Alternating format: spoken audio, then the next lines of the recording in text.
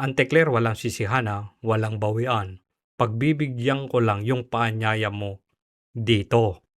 Sa lahat po na nakikinig sa atin ngayon, inaanyayahan ko po kayo na ipunin nyo lahat yung mga nagpe-fake news na yan, ibigay po sa amin dahil yan po ay talagang pakakasuhan po natin.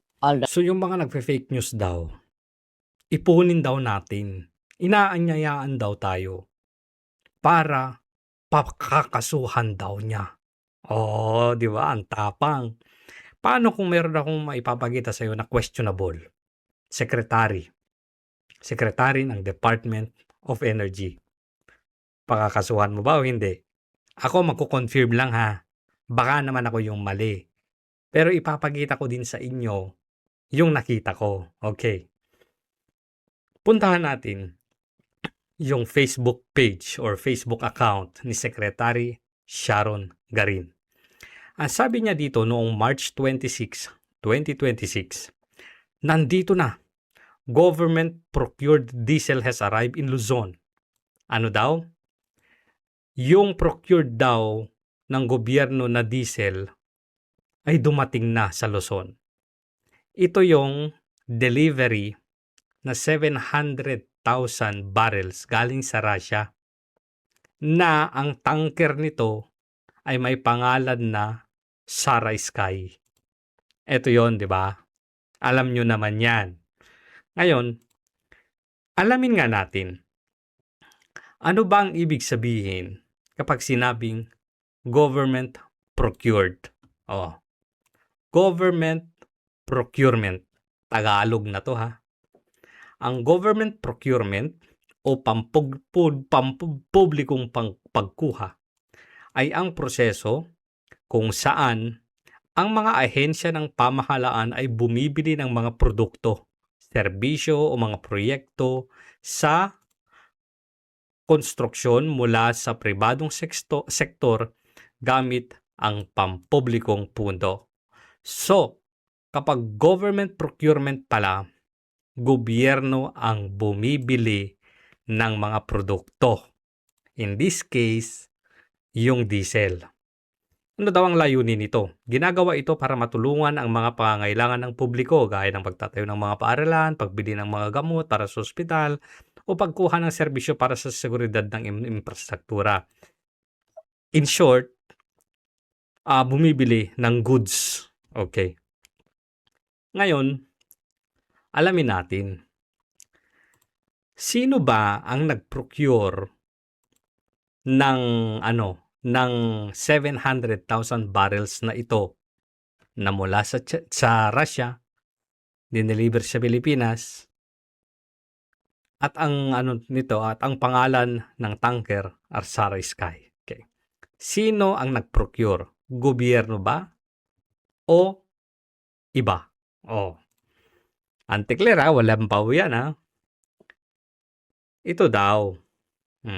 Pinatagalog ko na din Ang kumpanyang nasa likod ng pag-import ng humigit kumulang 700,000 bariles ng krudo mula sa Russia ay ang Petron Corporation. Gobyerno ba yung nag-procure? Kasi ito yung sabi ng Secretary ng Department of Energy. Yan nandito na. Government procured diesel has arrived in Luzon. Yung totoo, sino ang nagsisinungaling? Sabi dito, Petron daw Tuloy natin to Mas lalala. Ang kumpanya, ang Petron sa ilalim ng pamumuno ni Ramon ang nag-iisang natitirang oil refiner sa Pilipinas at siya ring opisyal na tumanggap o consignee ng kargamento. Dumating ang tanker na Sara Sky sa port ng Limay, Bataan noong Marso 23. Laman nito ang Epso blend crude na tinatayang nasa 700,000 barrels hanggang 715,000 bariles. Ito yun, di ba? Sara Sky. Yan din yung pinost niya. Kasi 23 namataan na. 24 opisyal na dumaong itong barko na to. 26, nag-announce si Garin at ang Malacanang. Gagi, kasama ang Malacanang ha. Ay nako. Tuloy natin to. Ayon sa Petron, ito ay isang extraordinary emergency measure. Napilitan silang bumili ng langis mula sa Russia matapos maantala ang kanilang supply mula sa Middle East dahil sa lumalalang gulo roon na nagresulta ng pagkansela ng halos 4 na milyong bariles ng krudo. Ano daw? Napilitan daw bumili ng langis mula sa Russia ang Petron. Hindi sinabi dito na yung gobyerno ang napilitang bumili sa Russia. Tandaan, ang government procurement, ibig sabihin, ahensya ng pamahalaan ay bumili ng mga produkto. Tanong, ang Petron ba? Gobyerno? Baka naman meron silang baka naman meron silang ginawa. Alamin natin. Tinanong ko rin, may kinalaman ba ang Department of Energy dito o ang Petron lang ang nakipagnegosasyon sa Russia? May kinalaman ang Department of Energy, meron daw, sa nangyaring transaksyon. Ngunit ang Petron Corporation ang mismong nagsagawa ng negosasyon at pagbili. So ano ang role o kinalaman o naitulong ng Department of Energy? Ang sabi kasi, may kinalaman ng DOE sa nangyaring transaksyon . Pero pag transaksyon, pag nakipagnegosasyon ka na at ikaw din yung bumili, ano pang ginawa nila? Di ba? Tuloy natin. Ayon sa GMA News Online, nakipag-ugnayan ng malapit ang Petron sa DOE at Department of Finance bago isagawa ang pagbili. Nakipag-ugnayan daw ang Petron sa DOE at DOF. Ang dalawang ahensyang ito ang nag-udyok sa mga lokal na kumpanya. Inudyokan lang pala.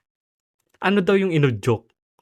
Na maghanap ng alternatibong mapagkukunan dahil sa krisis sa Middle East. Akala ko ba kayo yung naghahanap? Di ba sabi nyo, naghahanap kayo sa ibang pang mga source, ibang mga bansa? Itong nangyayari sa Russia na pagbili ng Petron ay nag-udyok lang naman pala kayo. Inudyokan nyo lang pala sila. So anong role ninyo? Ang inutusan nyo lang yung mga companies na, maghanap kayo ng ibang source. Huwag kayong maghintay na magbukas pa yung Strait of Hormuz. Ganon. Inudyokan nyo lang . Tapos syempre, itong Petron naman, gusto tuloy-tuloy ang negosyo. Nung nalaman na nilift o tinanggal pansamantala ng US yung ban sa petrol o sa krudo mula sa Russia, nakakita ngayon ng window si Petron. Nakipagnegosasyon. Sabi nakipagnegosasyon, tapos silang bumili. Pero sabi ni Garin, uulitin natin, government procurement daw. Ang government procurement ay pagbili ng produkto ng ahensya ng pamahalaan. May binili ba ang DOE? May binili ba ang gobyerno? Wala. Sino bumili? Maliwanag. Petron Corporation. Not unless kung yung Petron ay gobyerno na din. O state-owned na din. O state-managed na din. As far as I know, hindi naman di ba? So, ano itong pinagsasasabi ni Garin dito? Ano itong pinagsasasabi ni Garin na government ang nag-procure? Tapos, eto pa. Taas natin. March 26 Taas natin. May post din na naman siya dito.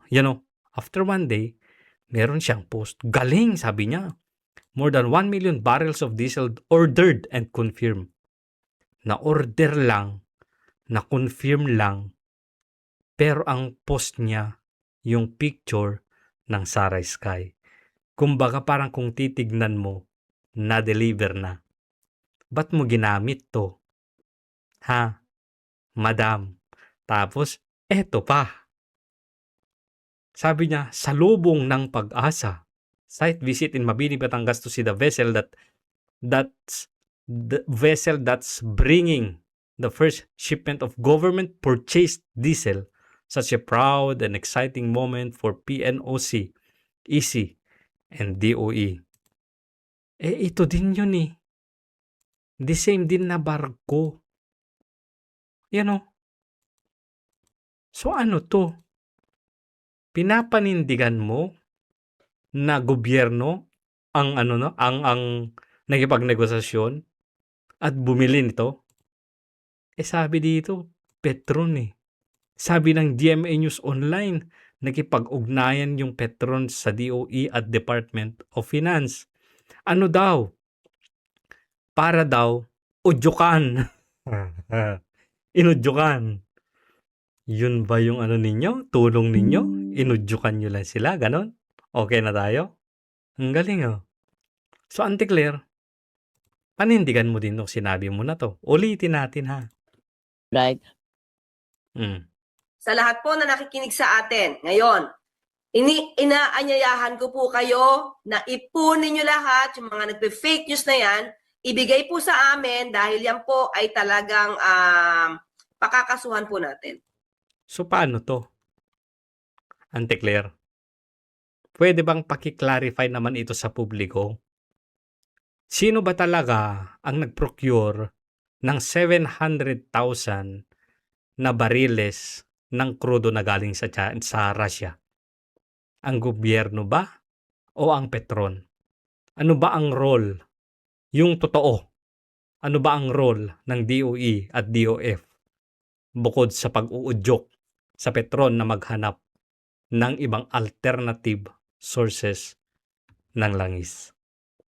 You know, pa-inspect pa dito. Grabe. Ano, Auntie Claire? Hindi ko ako nagpaparatang. Pinapa-confirm ko lang. Okay? Kasi ganun naman eh. Di ba pag may inilalapit sa inyo, nasabi mo, ilapit sa inyo, ibigay sa inyo, kolektahin namin yung mga potensyal na nagfe-fake news peddlers, nagpapakalat ng maling informasyon para ma-confirm ninyo. At kapag ka na-confirm ninyo na peke nga yung pinapakalat, ay pwede nyong kasuhan o pakakasuhan mo. Well, kung ma-confirm mo naman na at may paliwanag mo sa amin, kasi ako may duda at baka hindi lang ako, na itong si Secretary Sharon Garin ay nagpapakalat ng maling impormasyon. Meron pa pala. Ay wala na. Ay wala na pala. Akala ko meron pa. Wala na kala. Wala na. Kala nga naman masyado kang excited eh. So yun lang. Auntie Claire ha. Hintayin ko. Guys, paki-like naman yung video. Paki-share ninyo para umabot kay Auntie Claire at syempre para pumaldo si Gosep.